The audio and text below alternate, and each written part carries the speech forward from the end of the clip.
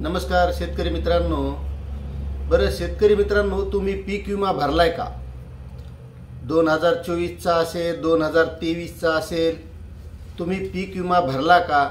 बरं तुमचं नुकसान झाल्याच्या नंतर तुम्ही तक्रार केली होती का? आणि तक्रार केली आणि पीक विमा मिळाला नाही असं तुमच्यासोबत झालंय का? किंवा तुम्हाला सहजासहजी पीक विमा मिळालाय असं सुद्धा झालं का? आणि असं जर झालं असेल, तुम्ही पीक विमा भरला, तक्रार दाखल केली किंवा तक्रारच नाही केली आणि तुम्हाला पीक विमा जो काही मिळतो म्हणजे 100% असेल, 70% असेल, 80%, 50% जो काही मिळाला आहे तो सहज मिळालाय असं तुमच्या बाबतीत झालंय का? जर असं झालं असेल तर नक्कीच कमेंट करून सांगा की खरंच आम्ही पीक विमा भरला, तक्रार दाखल केली एखाद्या वेळेस किंवा केली नाही, तुमचं नुकसान झालेलं आहे आणि सहजासहजी पीक विमा तुमच्या खात्यात आलेला आहे। आता पीक विम्याचा मूळ उद्देश काय आहे? तर समजा आपण शेतीमध्ये पीक पेरणी करतो, त्यामध्ये कोणतंही पीक असो आणि त्या पिकाचं नुकसान झालं, समजा पीक पेरणी केली, पाऊस नाही पडला, आपलं नुकसान झालेलं आहे किंवा अतिवृष्टी झाली आणि त्या अतिवृष्टीमध्ये नुकसान झालेलं आहे, शेतातलं पीक वाहून गेलेलं आहे किंवा त्यावर रोगराई पडली आणि पिकांचं नुकसान झालं, त्यामुळं आपण पीक विमा भरतो। आता पीक विमा भरल्याच्या नंतर आपलं नुकसान झाल्याच्या नंतर आपल्याला त्या माध्यमातून नक्कीच मदत मिळायला पाहिजे, कारण विम्याचा उद्देश काय आहे की आपण जे काही समजा पीक पेरलेलं आहे त्या पिकाचं जर नुकसान झालं, जेवढं उत्पन्न आपल्याला त्या माध्यमातून मिळायला पाहिजे तेवढं उत्पन्न मिळालं नाही आणि नुकसान झाल्यामुळे जी नुकसान भरपाई असते मग ती विम्याच्या माध्यमातून आपल्याला मिळणं गरजेचं असतं। आता मला एक सांगा शेतकरी मित्रांनो, समजा तुमचं गाव आहे, तुमच्या गावातल्या 10-20 लोकांना पीक विमा मिळाला म्हणजे सर्व गावाला मिळाला का? आणि नुकसान होतं त्यावेळेस नेमकं 10-20 शेतकऱ्याचं होतं का? एखाद्या वेळेस अतिवृष्टी झाली तर कित्येक शेतकऱ्यांचं नुकसान होतं, मात्र त्यामध्ये काहीच शेतकऱ्यांना नुकसान भरपाई मिळते, पीक विमा मिळतो आणि काही शेतकऱ्यांना मिळत नाही।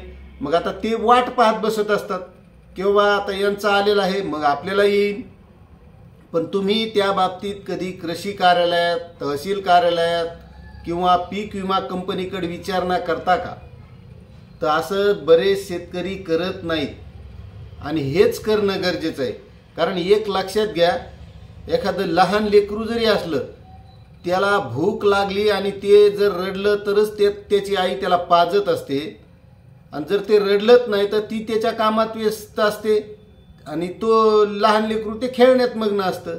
हे तशी गोष्ट आहे पीक विम्याबाबत की तुम्ही जर त्यासंबंधी पाठपुरावा केला, तक्रार केली, कृषी कार्यालयात गेलात किंवा त्या नुकसानीची तक्रार केलेली असेल आणि त्या बाबतीत चौकशी करीत राहिले तरच कुठं तरी तुम्हाला पीक विमा मिळू शकतो। आणि आता गेल्या वर्षीपासून तर 1 रुपयात पीक विमा भरल्या चालल्यामुळं शेतकऱ्याला वाटतं आपण चाललंच काय, आपलं 1 रुपयात पीक विमा भरलाय, आपलं काय नुकसान झालं आणि भेटलं तर नाही भेटलं, भेटलं तर नाही भेटलं। पण महत्त्वाची गोष्ट लक्षात घ्या मित्रांनो, जरी आपण 1 रुपया भरत असलो तरी शासन वरचे जे पैसे भरतं हे आपलेच पैसे असतात।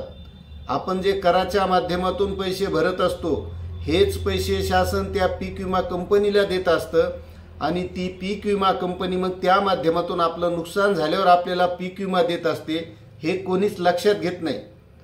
म्हणून शेतकऱ्यांनी आता या बाबतीत जागृत होणं गरजेचं आहे, कारण जरी आपण 1 रुपया भरत असलो तरी बाकीचे जे काही पैसे भरले गेलेले आहेत, मग ते राज्य सरकार भरो का केंद्र सरकार भरो, हे पैसे आपलेच आहेत। राज्य सरकार भरतंय म्हणजे ते काही त्यांच्या खिशातून भरत नाही, हा जनतेचा पैसा असतो आणि जोपर्यंत आपण यासाठी पाठपुरावा करत नाही तोपर्यंत पीक विमा मिळत नाही, हे लक्षात घ्या।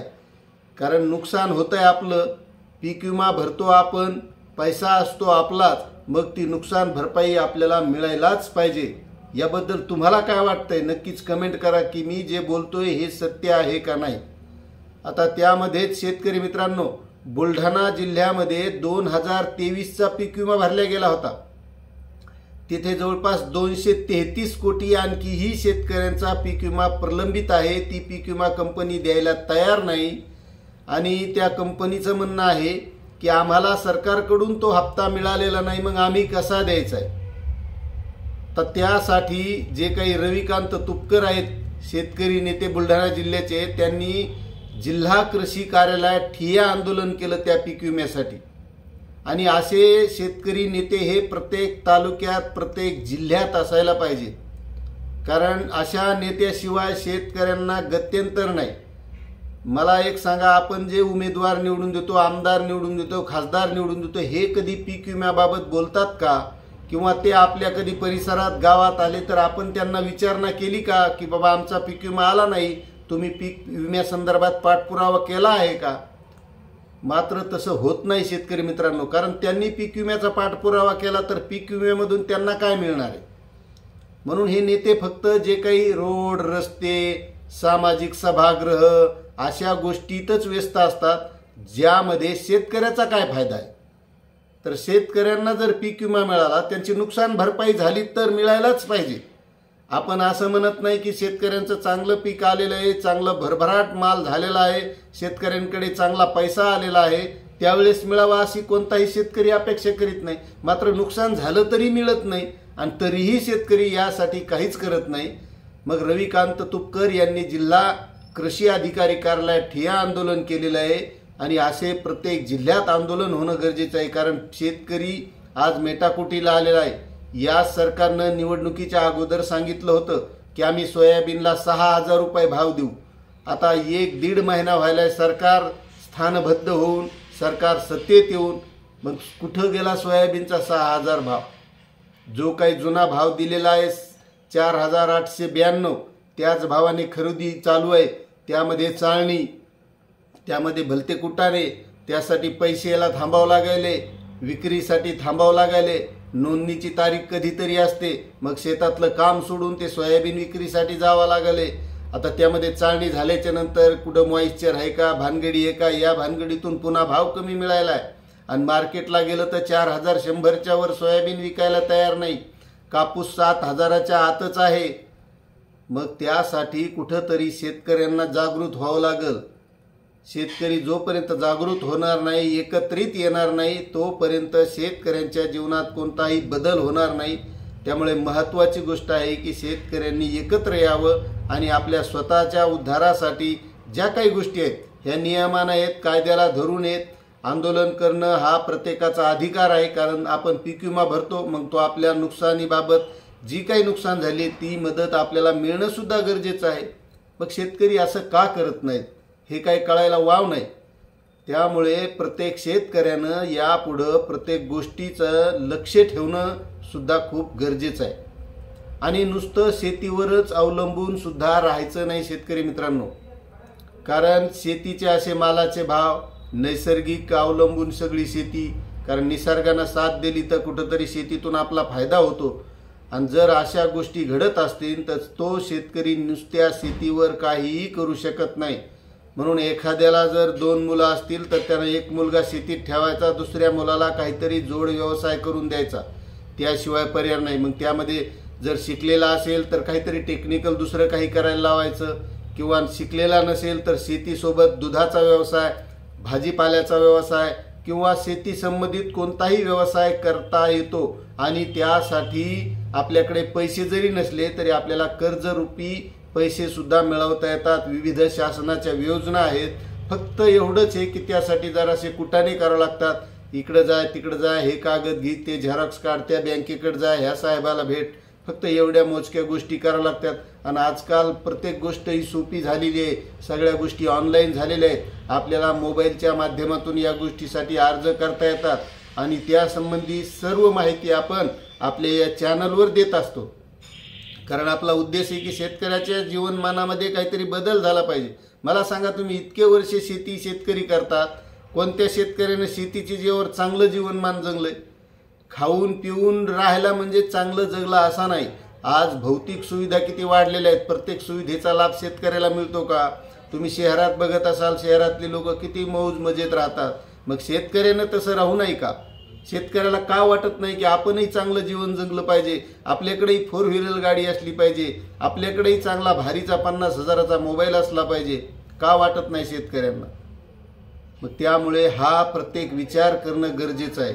त्यामुळे प्रत्येक शेतकऱ्यानं जागृत होणं, चांगला काहीतरी जोड व्यवसाय करणं शेतीसोबत कोणताही असो, तुम्हाला जो सुचत असेल त्याप्रमाणे इतके व्यवसाय आहेत की कोणताही व्यवसाय आपण करू शकतो. आणि पैशाचीच अडचण असेल तर आपण कोणत्याही बँकेच्या माध्यमातून कर्जरूपी पैसा उपलब्ध करू शकतो. शासनानं सुद्धा विविध योजना या बाबतीत आणलेल्या आहेत. त्या योजनेचा लाभ घेऊन आपण कोणताही व्यवसाय करू शकतो आणि त्या व्यवसाय आणि आपली शेती जोडधंद्याशिवाय पर्याय राहिलेला नाही. नुसत्या एका व्यवसायावर कधीच अवलंबून राहायचं नाही, ही शेतकऱ्याची गरज आहे.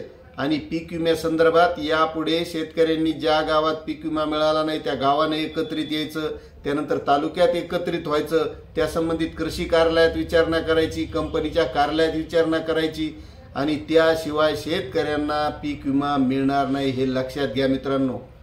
आता निवडणुका झाल्या, मागच्या काळात जे काही GR निघाले होते सप्टेंबर ऑक्टोबरमध्ये, अतिवृष्टी अनुदान असेल, पीक विम्यासंदर्भात शेतकऱ्यांना मदत असेल, आतापर्यंत किती शेतकऱ्यांना मिळाली? आपण याच चॅनलच्या माध्यमातून त्या GRचे व्हिडिओ सुद्धा आणले होते. बरेच शेतकरी कमेंट सुद्धा करतात की नुसते GR आणता, GR सांगता. पण मित्रांनो, आपलं एकच काम आहे की जी काही शासनाची माहिती आहे ती शेतकऱ्यापर्यंत, विविध योजना असतील, शासनाचे GR असतील, ही माहिती आपण देण्याचा प्रयत्न करतो. पण पीक विम्याचे GR आल्याच्या नंतर तो शेतकऱ्यांना मिळतोय का आणि तो मिळालाय का, हे शेतकऱ्यांनी सुद्धा कमेंट करून सांगायला पाहिजे. त्यावेळेस आमच्या सुद्धा लक्षात येईल की खरंच शेतकऱ्यांना मिळाले का नाही. कारण आपण एकच एवढं लक्षात घेतो की पीक विमा तिकडून आलेला आहे आणि तो शेतकऱ्याला मिळणार आहे. त्यामुळे शेतकऱ्यांनी जागृत होणं गरजेचं आहे, ही काळाची गरज आहे. अशी माहिती होती. आपल्याला माहिती कशी वाटली नक्कीच कमेंट करा आणि चॅनलवर नवीन असाल तर सबस्क्राईब करा, लाईक करा आणि इतरही शेतकऱ्यांना शेअर करा. धन्यवाद.